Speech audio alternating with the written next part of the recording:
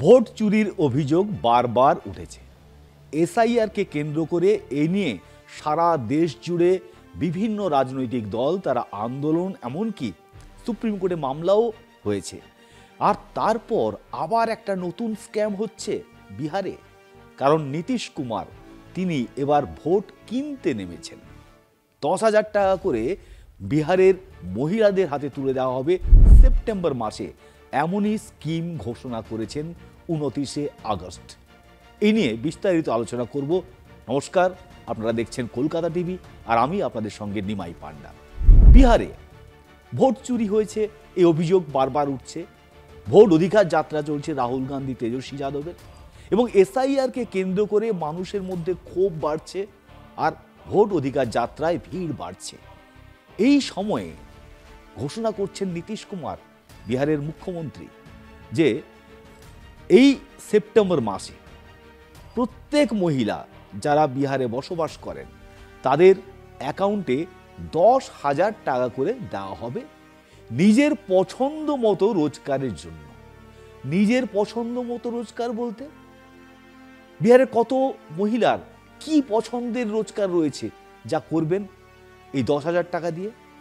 আসলে বিরোধীদের অভিযোগ যে ভোট চুরি তো হয়েছে, ভোটার লিস্টে কারচুপি হয়েছে, এবার ভোটার কিনতে অর্থাৎ মহিলা ভোট কিনতে রাস্তায় নেমেছেন নীতিশ কুমার।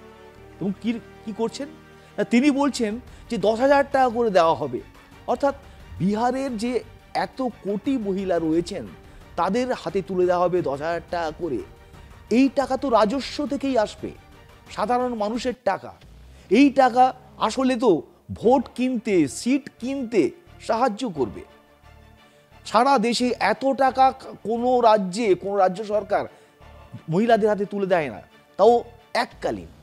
ফলে বোঝাই যাচ্ছে যে 125 ইউনিট ইলেকট্রিক বিল দিতে হবে না ঘোষণা করেছিলেন, চাপে পড়ে নীতিশ কুমার।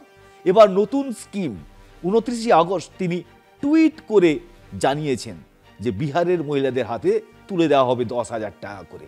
বোঝাই যাচ্ছে বিজেপি, এনডিএ তারা কতটা চাপে, জেডিইউ কতটা চাপে। তারা এই যে ভোট চুরি নিয়ে কোনো বক্তব্য রাখতে পারেনি, তার কোনো জবাব দিতে পারেনি, কিন্তু তার কি জবাব দেওয়ার চেষ্টা হচ্ছে এই 10,000 টাকা করে মহিলা ভোটারদের হাতে তুলে দিয়ে।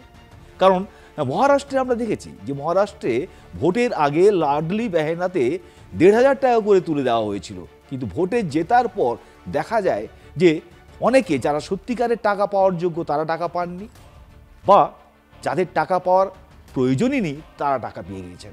মানে সরকারি চাকরি করেন তারাও 1,500 টাকা করে পেয়েছেন।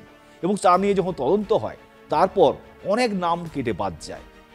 আর 1,500 টাকা থেকে 2,100 টাকা করে বাড়িয়ে যে লাডলি বেহেনাতে মাসে মাসে দেওয়া হবে বলা হয়েছিল তা তো আর হয়নি।